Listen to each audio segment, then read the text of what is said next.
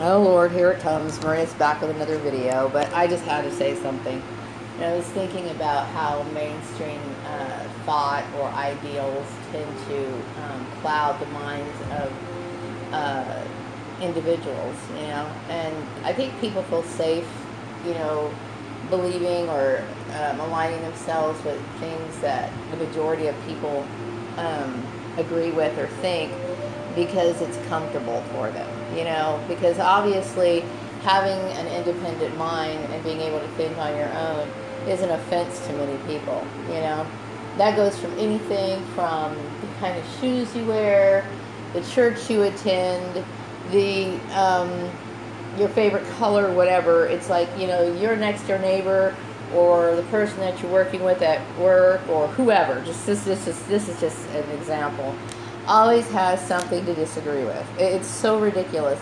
And yet, most parents, have instilled in their children to basically mind their own business, but that's a very hard thing to do. It's a very hard thing to do for some people. And, I try to avoid mainstream thinking. Well, number one, because, I've seen inconsistencies throughout the years of why it's a good idea to avoid mainstream thinking. And an example of mainstream thinking would be like, some of the bands that come out, some of the music that gets produced, okay?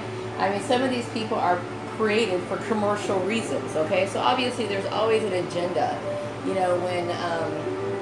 when something is supposed to be brought out to the general public, whether that be through advertising, commercialism or whatever, or just gossip within a community. It's to get the majority of people on that side so that there could be some sort of exchange, whether that be monetary or, just gaining momentum and popularity or whatever, So, when I think of some of the commercials that I've seen throughout the years, and some of the so-called, scientific research or medical research or, doctors promoting one thing one year and the next year they're coming around and they're saying something completely different.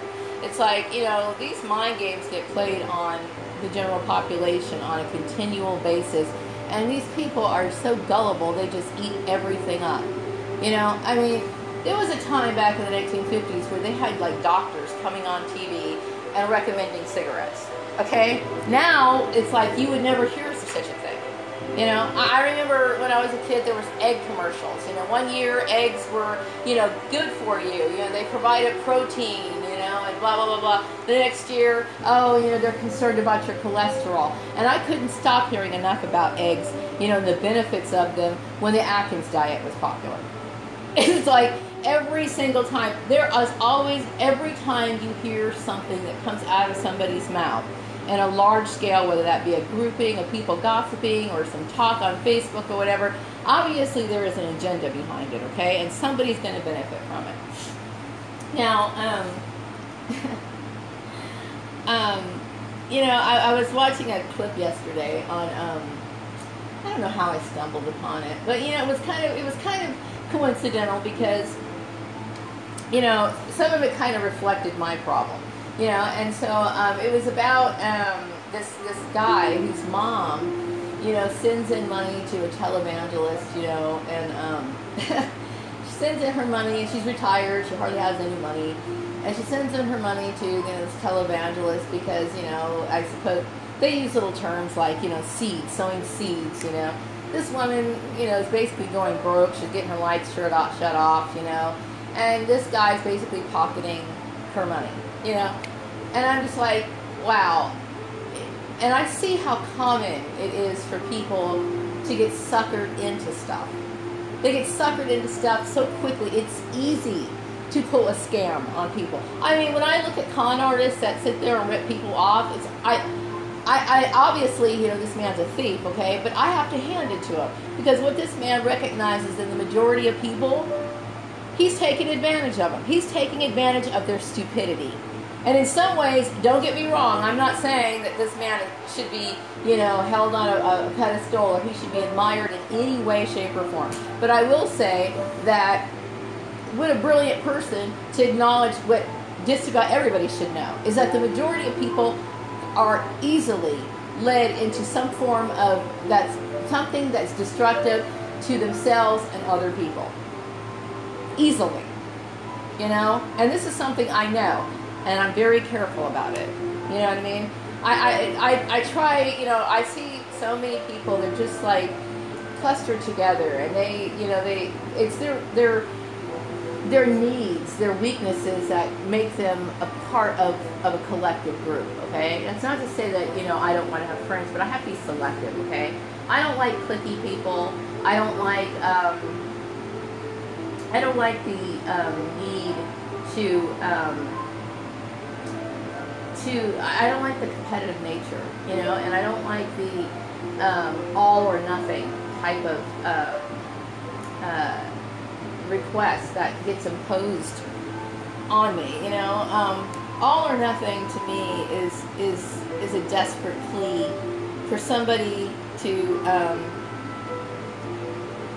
basically bring you down to a level that you have no interest in going in, you know. And some people are willing to do that. They're willing because they want to have a friend so bad, you know. They want to have, you know, a sense of belonging so badly that they're willing to give up, you know, the things that they love and things that they enjoy, and they want to change who they are so they can be accepted by people who want to control them and don't care about them. I mean, why is it that people can't see that? You know, it boggles my mind. But, you know, I don't know. Mainstream thinking is something that, you know, I'm glad that I've avoided. So I might come off as a weirdo to people. I might, you know, seem like, well, you know, she's different. I'm glad to be different than the majority of people. I'm so grateful. I cannot tell you how grateful I am to be different. I wouldn't want to change myself for anything in this world, and that's the damn truth. I don't change a goddamn thing about myself, because you know what, when I look at other people and the way that they live their lives, I can say, you know what, I'm glad that I'm not a part of that, because I don't ever want to be a part of that. I would never be a part of the sort of thing that that most people believe in and or are attracted to. You know, I would never be so gullible, you know, and they believe it because the majority of people, you know, believe it. Everybody else is believing it. And they actually think that's a valid reason why, you know, because they doubt themselves, you know. That's the biggest issue. It's like they doubt themselves. I don't doubt myself. You know why? Because I've been like reviewing stuff throughout the years, and I take notes around me, and I can see stuff, you know, and there's confirmation everywhere. I see miserable people on a daily basis. They don't have to tell me they're miserable. I can look at them and I can see that. It's obvious. It's for everyone to see. You know? I don't want mainstream living or thought or that structure in my life. You know? And I'm glad to say that I reject that. That's not to say that, you know, I don't believe like I'm a skeptic and I just, you know, anything that's said, you know, for example, on the news or whatever. I'm not saying it's all bullshit, okay? I do suspect a lot of it is, but you know, I have to use my better judgment. I have to really analyze the situation and kind of get some reference points. But I do realize that something that I never was directly involved with, I really have no way of knowing. And some people would say, well, use your intuition. And, you know, come on now, I'm not God. I can't fucking like think of everything. You know what I mean? I'm limited to what directly affects me and people that I care about. That's it. You know what I mean? God, do I think that I would... Now that I think about it, okay, let me back up for a second.